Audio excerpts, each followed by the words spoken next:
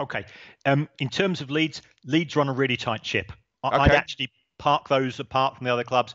They they've got a manager who's on a very good contract, is my understanding. But historically, under who was it Cellini, who was their previous owner? Yes. Yeah. Yeah, he wasn't a big payer. He wasn't signing players. Remember, they sold Chris Wood for £15 million a couple of years ago. So actually, Leeds, from a financial point of view, have run a really tight operation, and their losses by championship standards are pretty low, and their wage bill by championship standards, again, that's relatively tight. It's relatively low. So I would say, to a certain extent, they're pretty much a model, about as much of a model club as you could hope to get Wow. for a big club in the Championship. They don't overspend.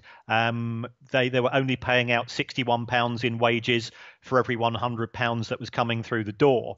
If you contrast that to Reading, who we were talking about earlier, they're paying £197 in wages for every £100 through the door. It's just how, With one third of Leeds attendance coming through every week as well. Yeah.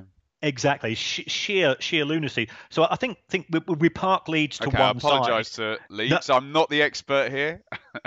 um, if we take a look at Bristol City, they have an owner who is a very wealthy man.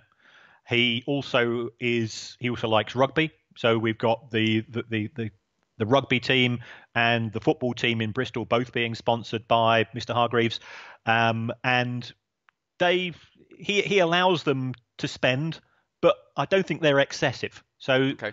um, they've spent significant sums by their own standards, but not necessarily huge by championship standards. So they're the type of club who could lose players to other championship teams because their level of wage probably isn't that significantly high.